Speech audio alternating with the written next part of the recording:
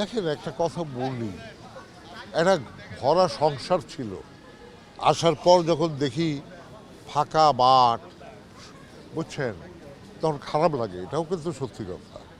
ওই কথা মনে অবশ্যই পড়বে। আমাদের এক একজন শিল্পীর হাতে তখন ছবি থাকতো 60টা 70টা 80টা, একবেলায় হয়তো 2 পার্টির কাজ করতেছি, সকালে হয়তো 3 পার্টির কাজ করেছি। এই সময় তো গেছে আমাদের, কথাটা বুঝছেন না?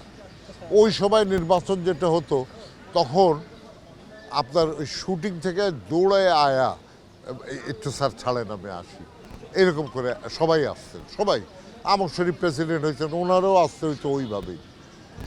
এই আর কি। আর এখন তো সবাই ফ্রি, কোনো কাজ নেই, কিছু নাই। এখন একটা উৎসবের মতো আমার কাছে মনে হয়। প্রতি সপ্তাহে সর্বোচ্চবার বিকাশ পেমেন্টে 50 জন হবেন পেমেন্ট চ্যাম্পিয়ন। জিতে নিন টিভি সহ আকর্ষণীয় সব প্রাইজ। কারণ আছে, ছবি হচ্ছে না। ছবি হলে আপনার সবই আসতো। ডিপেন্ড অন, এটা তো একটা কমার্শিয়াল ব্যাপার। এখানে কিন্তু কেউ কারোর ভাই না, চাচা না, ফুপা না। আমার যতদিন ডিমান্ড আছে, ফিল্মের লোকেরা আমাকে ডাকবে।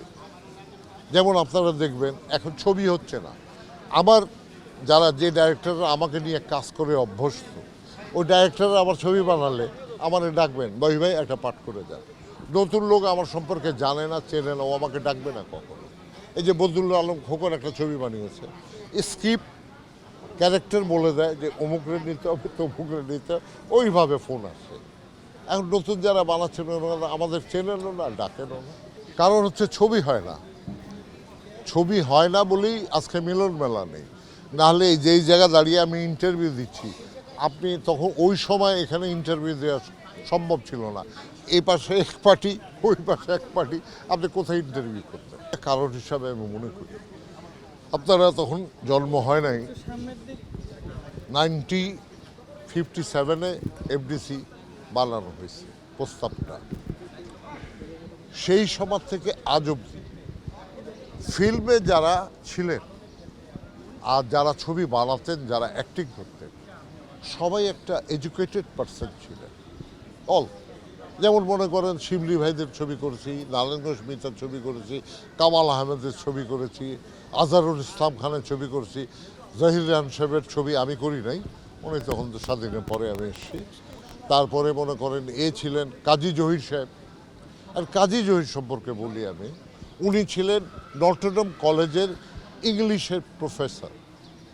আর এই লোকের স্ক্রিপ্টিংটা কী হবে, ওনার সেটের ডিসিপ্লিনটা কী হবে, অ্যাক্টিংয়ের ধারাটা কী হবে, উনি তো সব আগের থেকে মার্ক করে আনতেন। যারা অভিনয় করতেন ওনার ছবিতে 100%, এই ছবিগুলি মানুষ দেখলে মুগ্ধ হয়ে যেত, যেটা আপনাদের কথা, আমার কথা, জনগণের কথা ওনারা বলতেন।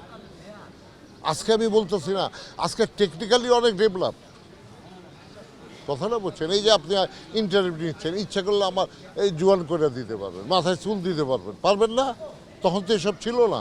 এই যে ইবনে মিজানকে স্যার বলা হইতো কেন জানেন? উনি পাবনা এক স্কুলে হেডমাস্টার ছিলেন। হি ওয়াজ ডাইরেক্টর ইন আওয়ার ইন্ডাস্ট্রি। এটা পার্থক্য আছে, আপনাকে বুঝতে হবে।